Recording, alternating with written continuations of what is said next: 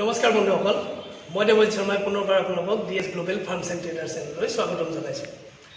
আজি কেইবাদিনো আগতে মই লাষ্ট ভিডিঅ'টো বনাওঁতে আপোনালোকক কৈ আছিলোঁ যে মই সোনকালে এটা আপোনালোকক ভাল খবৰ দিম, আৰু আজি সেই মৰ্মে সেই খবৰটো দিবৰ কাৰণে আপোনালোকলৈ এই ভিডিঅ'টো বনাইছোঁ।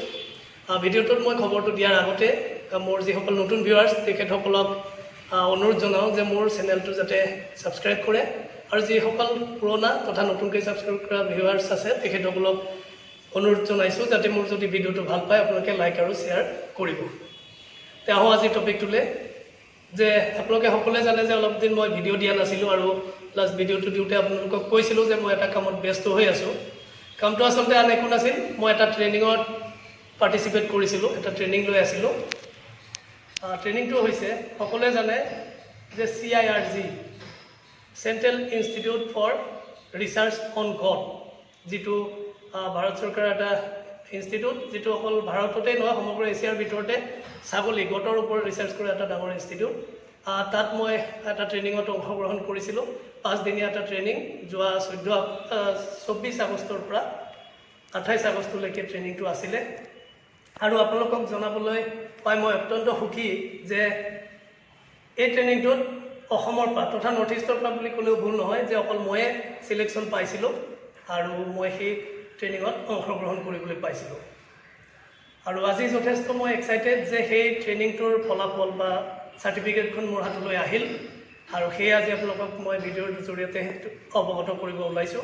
মই আপোনালোকক দেখুৱাইছোঁ যে এইখন CIRGৰ চাৰ্টিফিকেট তো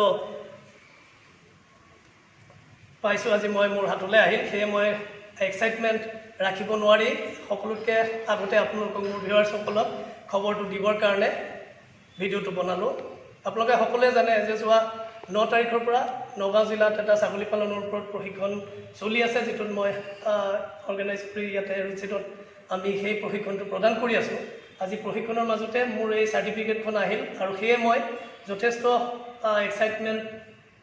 এক্সাইটেড হৈ আছিলোঁ, আৰু এক্সাইটমেণ্ট ৰখাব নোৱাৰি আপোনালোকক লগে লগে ভিডিঅ'ৰ জৰিয়তে অৱগত কৰাইছোঁ।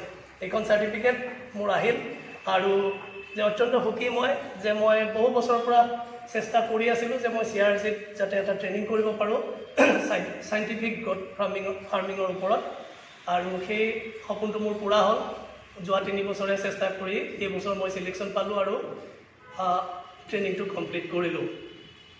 বহুতেই কয় সুধিলে, বা যিসকলে ছাগলীৰ বিষয়ে বা ট্ৰেডিঙৰ লগত জড়িত বা বিভিন্ন কথা কৈ থাকে, তেখেতসকলে প্ৰায় মানুহক কৈ থাকে যে CIRGত ট্ৰেইনিং কৰি আহিলোঁ, এইটো শিকিলোঁ সেইটো শিকিলোঁ, কিন্তু মই নিজে CIRGত যেতিয়া ট্ৰেইনিং কৰিলোঁ বা তাত এপ্লাই কৰিলোঁ গম পালোঁ যে CIRGত ছিট পোৱাটো বা ট্ৰেইনিঙত অংশগ্ৰহণ কৰিবলৈ পোৱাটো ইমান সহজ নহয়। মই যোৱা 3 বছৰে এই ট্ৰেইনিংটোৰ কাৰণে লাগি আছিলোঁ, আৰু এইবছৰ মই সেই সুবিধাটো পালোঁ, আৰু CIRGৰ পৰা চাইণ্টিফিক গড ফাৰ্মিঙৰ ওপৰত প্ৰশিক্ষণটো সম্পূৰ্ণ কৰিলোঁ।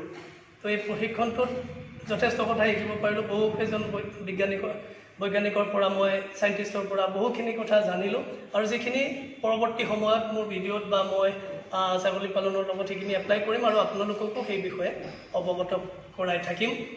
আৰু এটা ভাল খবৰ যে CIRG ডাইৰেক্টৰৰ লগত মোৰ যেতিয়া কথা হৈছিল অসমৰ পৰা, যে অকল মই আছিলোঁ সেই বিষয়ে কথা পতাৰ পিছত মই বাৰবাৰী ছাগলীৰ ওপৰত তেওঁলোকৰ লগত আলোচনা কৰিছিলোঁ, আৰু তেওঁলোকে জনাইছিল যে বাৰবাৰী মানে চৰকাৰীভাৱে অসমত এতিয়ালৈকে কোনো ধৰণৰ সেইটো হোৱা নাই, আৰু তেখেতসকলে মোক এচুৰেঞ্চ দিছে যে মোৰ লগত তেখেতসকলে এটা প্ৰজেক্ট ষ্টাৰ্ট কৰিব পাৰে। সেইটো পৰৱৰ্তী সময়ত যদি হয় আপোনালোকক মই নিশ্চয় জনাম, কিন্তু মই জাষ্ট তেখেতসকলক কৈছিলোঁ যে বাৰবাৰী ছাগলী অসমত কি ধৰণে পালন কৰিব পাৰি বা তাৰ ফলাফল কেনেকুৱা হ'ব সেই বিষয়ে অৱগত কৰোঁতে তেখেতসকলে জনাইছিল যে বাৰবাৰী তেওঁলোকে এতিয়ালৈকে অসমত সেইধৰণে প্ৰজেক্ট ষ্টাৰ্ট কৰা নাই। যদি মোক তাৰে এম কে সিং ছাৰ আছিলে, তেখেতে জনাইছিল যে ডাইৰেক্টৰৰ লগত কথা হ'ব, আপুনি মোক এখন এপ্লিকেশ্যন দিব যাতে অসমত এটা সেই ধৰণৰ এক্সপেৰিমেণ্টেল প্ৰজেক্ট ষ্টাৰ্ট কৰিব পাৰোঁ আপোনাৰ সৈতে। তো দেখা যাওক সেইখিনি কি পৰ্যায়লৈ যায় বা কেনেকৈ হয়। যদি তাৰ কিবা সুনাম বা তাৰ কিবা ৰিজাল্ট আহে মই নিশ্চয় আপোনালোকক জনাম। তো আজি ভিডিঅ'টো এইকাৰণে বনালোঁ যে মই এক্সাইটমেণ্ট ৰাখিব নোৱাৰি, মই ইনষ্টিটিউটৰ ভিতৰতে থাকিয়ে আপোনালোকক খবৰটো দিলোঁ যে মই এতিয়াৰ পৰা CIRG এজন প্ৰশিক্ষণপ্ৰাপ্ত ছাগলী পালক হিচাপে নিজকে পৰিচয় দিবলৈ গৌৰৱবোধ কৰিম তো আপোনালোকেও পাৰিলে এনেকুৱা ট্ৰেইনিংবোৰ কৰিব সেই বিষয়ত যদি কিবা দিহা পৰামৰ্শ লাগে মই নিশ্চয় আপোনালোকক সহায় কৰিম তো আজিৰ ভিডিঅ'টো ইমানেই আছিল কেনে পালে খবৰটো মোক আপোনালোকে কমেণ্ট কৰি জনাব ধন্যবাদ